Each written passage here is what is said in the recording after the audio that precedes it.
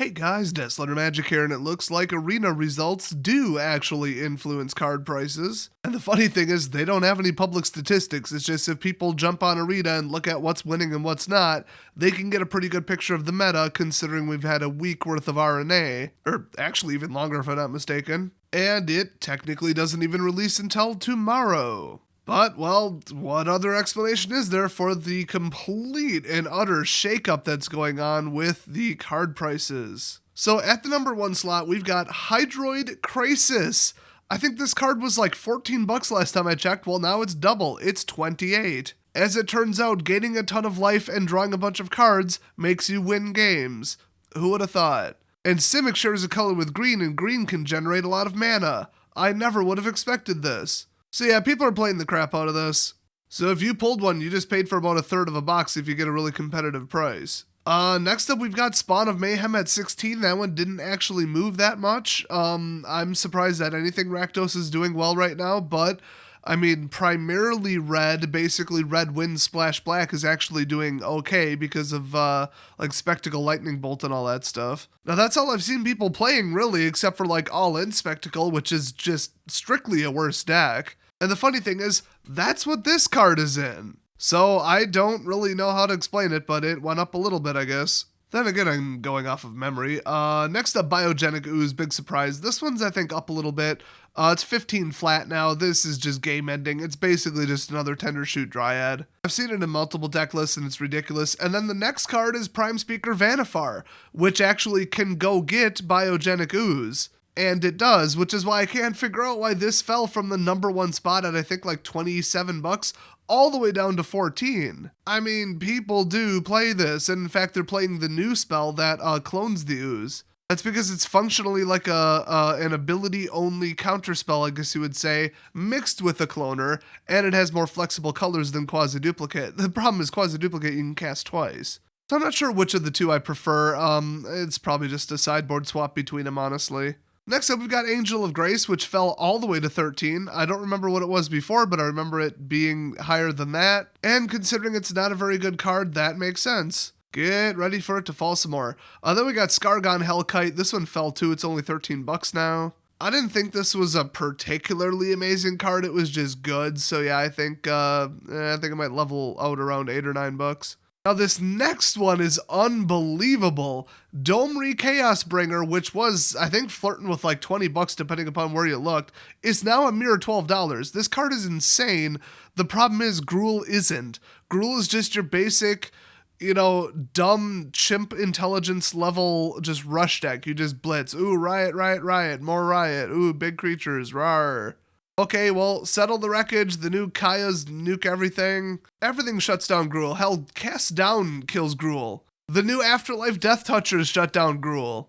It's a great deck, but it can't beat anything, so that is exactly what I predicted too, so get ready for that one to go down maybe a little more. I mean, that card's just absolutely mental in other formats. So there's a couple cards in between here that didn't really change in price significantly. We do have, finally, a slight difference or split or however you want to call it, a departure in prices for the Shocklands. It looks like Simic went up. So according to vendors everywhere, Simic is the one that's being pre-ordered the most, or they see some future in the Simic based archetypes, probably based on Arena and maybe MTGO. I'm not sure if it's legal there yet, and I also don't care. Magic Online is a joke, stop using it. Now, Blood Crypt is still 10, but Breeding Pool is actually 11. And then Stomping Grounds is 10. I feel like that's high. And then let's see, Godless Shrine is $8.50, even though Orzhov looks damn good, at least at the pre-release. That might not translate to Constructed. Then, since they didn't give Azorius an actual central mechanic, honestly, Hallowed Fountain is a whopping $8, which, I mean, the number 2 deck, well, probably 1 now, in Modern is blue-white, so that is not what you would expect. Maybe it doesn't run fountains, maybe it only runs fetches, I don't know, and I honestly don't care. Modern is just an absolute mess. Well, good news if you like Electro Dominance, it's now $7.50. I think it was like $12 or $13 before, so that is, haha, shocking. Puns. But for real though, that card is better than that. I don't understand this. I mean, do they really think Izzet Drax is going to get beat by Simic? Because it's not. Kaya is $7, which I mean, she had to have been like 9 or 10 before, I think, right? I mean, I have no reference for this, and a lot of sites weren't tracking it. But damn, I mean, there's a 2-cost spirit that just says exile an entire opponent's graveyard. Yeah, if anybody's playing Golgari's self-mill Undergrowth, they will get nuked by it. It's Remorseful Cleric, by the way. I should just throw up on screen. So it's a 2/1 flyer for 2, which is already insane. It's basically Selfless Spirit. And you can sack it at any time in response to anything without having to tap it. Exile all cards from target player's graveyard. So target your opponent, alt Kaya, they're dead. It's a bit of a build-up, it's a bit of a long shot, but I mean, this card by itself shuts down Kickstart, which is why I'm surprised, since it was printed before, that it's not even that played. I mean, it was $1.80 last time I checked. So, I mean, that's not exactly like an unknown bulk rare. I guess somebody's playing it. But I'm not entirely convinced that it's entirely valued based on just the standard format. That looks like it would do something in other formats. Plus, 2 or 3 color spirits looks like it might take off, maybe. I mean, that's a potential deck. So that is very surprising that Kaya is that low. So I think this is the last one. The last surprising one is Dovin, Grand Arbiter.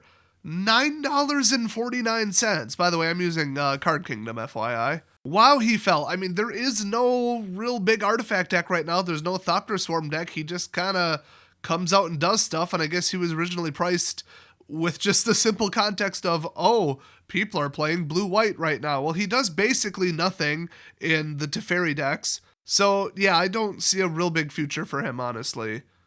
So, pretty big shakeups across the board. By the way, since we're talking money in this video, you might be interested in this last little part. The most expensive uncommons are Rhythm of the Wild at $250. Hello. I mean, it is the best card in the Gruul deck. It's good in even decks that aren't even Gruul and don't even run Riot. I mean, it's just damn good.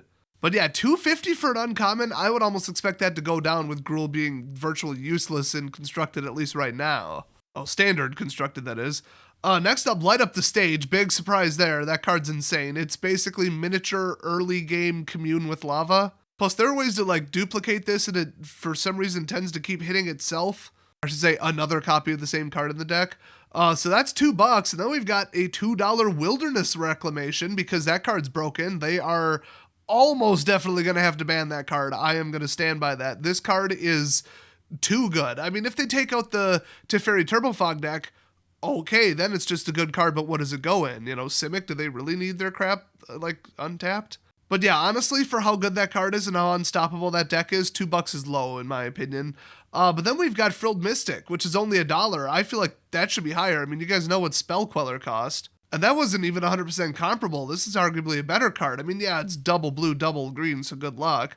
But we do have double color fixing now, finally, which I'm one of the people who built 2 Simic decks before Simic was even released. But yeah, that's not bad. And then there's a couple others. Terramander is $1. What the hell? It must be like a 2-of-an Is It Drakes or something. It just has to be. That card is extremely annoying, but $1, really? And that's about it for anything worthwhile. The rest of them wouldn't really surprise you, like Essence Capture, ooh, 50 cents, duh. So honestly, this set had more money than I thought it did in the uncommon slot, so you could pull an uncommon that actually beats your rare a pretty good amount of the time. And remember, uncommons crash over time no matter what. Their supply is so much higher, so if you get one of these cards and you're not going to immediately use it, trade it away, store credit, you know, a buy list, whatever you got to do, I would ditch these real quick. Or bare minimum, put them in your trade binder. I know people who just will not put uncommons in their trade binder, but, you know, I'm the guy with a full page of, like, Opt and Spell, Snare, or whatever the hell, that stupid one-cost thing that people actually play. Oh, Spell Pierce. I've got all of them because it just, you know, if I'm the guy with the cards and I've always got the cheap cards that people actually want, I'm the one they trade with. So it works out for me. So that is your price update for, well, as of making this, the day before the release of Ravnica Allegiance. Hopefully later today, if I have some time, which I've got to open a buttload of boxes, and I just got to get them done too quick, so I can't really live stream it, sorry. But sometime tonight, hopefully, I'll make a box EV calculation for the set. I don't think it's very good, just FYI. I think it's worth buying, but barely, and usually the day before release, that's almost always true. Maybe not M19. That they should not have brought back from the dead. It sold nothing.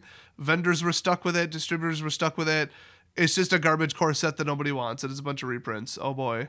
But I guess Wizards just really, really adamantly wanted to lose money one time per year, guaranteed. Oh, twice if you count canceling the Master Set, which was the biggest moneymaker that they could sell in the entire year. A lot of great decisions going on, but there are about to be massive, huge changes to the products coming up after War of the Spark. So, watch for that. Hit the subscribe button if you want to hear about it first, as I usually jump on stories pretty quick. So thanks for watching. Don't forget to tell Wizards to go ban Teferi and Nexus, and I'll see you guys next video.